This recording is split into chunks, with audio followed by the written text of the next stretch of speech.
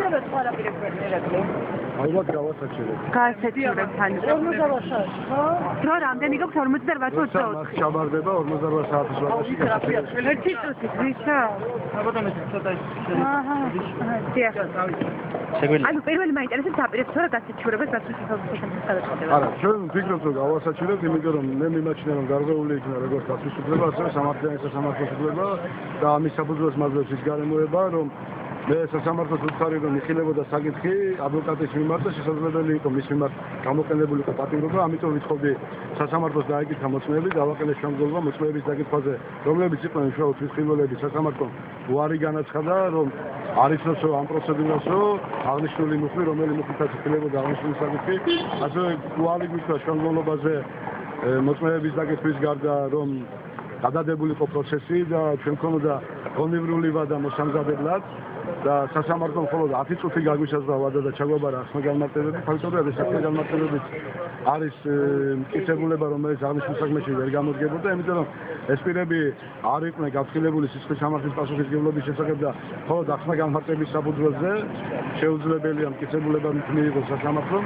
ასევე ის თავად ის ფაქტი, რომ თავად მანდატორმა დაასტურა ის გარემოება, რომ შლომის დარბაზიდან როცა გამოვიდნენ იქ იყო 10 პოლიციელი და თითქოს ამან ვერ შეძლო დაკავება და მხოლოდ პოლიციელები იყვნენ და 10-ო.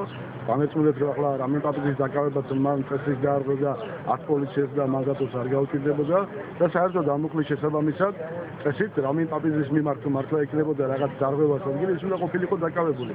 მაგრამ რამენ პაპიძის დაკავება არ მოხსარა, იმიტომ რომ მას არ დაურღვევია წესრიგი და მე შემიძლია სასახად გითხრათ რომ სამწუხაროდ რამინ პაპიძის მიმართ მიმდინარეობს დევნა პროფესიული ნიშნით და მას დევნიან როგორც ადვოკატს.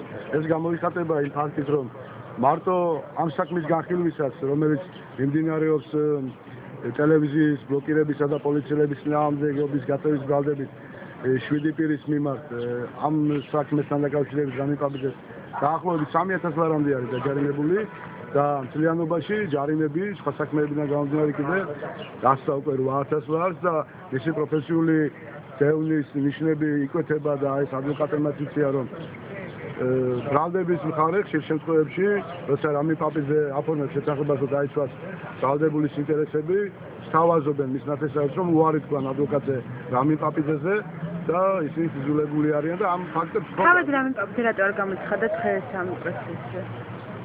თავად რამინ პაპიძეს გამოცხადება არ გამოცხადების პრობლემა არ იყო. ჩვენ ვიცოდით რომ სამართლიანი სასამართლოს უფლება დარღვეული იქნებოდა, ეს იქიდანაც გამოჩნდა რომ ჩვენ არ მოგვეცა შესაძლებლობა ელემენტარულად ამ სხდომის მიმდინარეობის სტენოგრამირება და აუდიო ჩაწერა რომ მოხდარიყო და სასამართლოს განისაზღვრა ამის წესრიგი. ბუნებრივია ახლა რამინ პაპიძე მე ვფიქრობ რომ არსად არავისთვის დამალვას არ აპირებს, იმიტომ რომ ის სრულიად მართალია, უბრალოდ მას აქვს რაღაც გარკვეული საქმეები, როცა ამ საქმეს მოითავებს, ბუნებრივია ის 100,000 ლარს არ აპირებს, არცინეზე დამალვას და მიიღო სასამართლოს განკარგულება, როგორც ვთქვით, მის მიმართ ათიანი პატიმრობის შეფარდების საუბარზე, რომელიც მე ვფიქრობ, რომ ჩვენ მას აუცილებლად გავასაჩივრებთ და არა მხოლოდ ქუთაისის სააპელაციო ინსტანციის სასამართლოში შესაძლებელია ეს დავა გაგრძელდეს ადამიანის უფლებათა ევროპის სასამართლოში, იმიტომ რომ კიდევ ერთხელ მინდა განვაცხადო ის რაც სასამართლოს ხომაზე მოხდა, ეს იყო როგორც დაცვის უფლების ხელყოფა, ასევე სამართლიანი სასამართლოს უფლების ხელყოფა და ადვოკატი რამინ პაპიძე და მეტახება სხვა ადვოკატებიც იდევნება პროფესიული ნიშნით. შორის არის ადვოკატი, იცით რომ არაერთ გახმაურებულ საქმეებში მათ მიუღია მონაწილეობა და ესეთ საქმეებში სადაც სხვა ადვოკატები უარს აცხადებდნენ მონაწილეობის მიღებაზე და მას ჰქონდა ძალიან ისეთი საქმეები წარმოებაში და ცდილობდა დაეცვა მათი ინტერესები, რომელიც გარკვეულწილად პოლიტიკასთანაც იყო დაკავშირებული და სწორედ მისი ამ აქტიურობის გამო სამწუხაროდ პროფესიული ნიშნით და ის რომ რამინ პაპიძე გამოხატავს საკუთარ აზრს, თუნდაც მისი აზრის საჯაროდ გამოხატვის გამო მიმდინარეობს მისი დევნა და ეს დევნა დღეს არ გაჩვეულა, შემიძლია გითხრათ უკვე შეიძლება ითქვას ოფიციალური და მეტიც კი ეს დევნა. ანუ ორი წუთით რომ მითხრათ რა მოხდა დღეს დილით ვთქვათ, მოკლედ ძალიან მოკლედ. დღეს დილით ჩვეულებრივ მიმდინარეობდა პროცესი, გუშინ რამინ პაპიძე დაჯარიმებული იქნა 500 ლარი, დღეს გაგრძელდა ეს ჯარიმები 200 ლარი, შემდგომ კიდევ თუ არცები კიდევ დაჯარიმდა დღეს 200 ლარის გარდა და შემდგომ სასამართლომ მიიღო გადაწყვეტილება რომ რამინ პაპიძე გაეძევებინა სასამართლოს შრომის დარბაზიდან.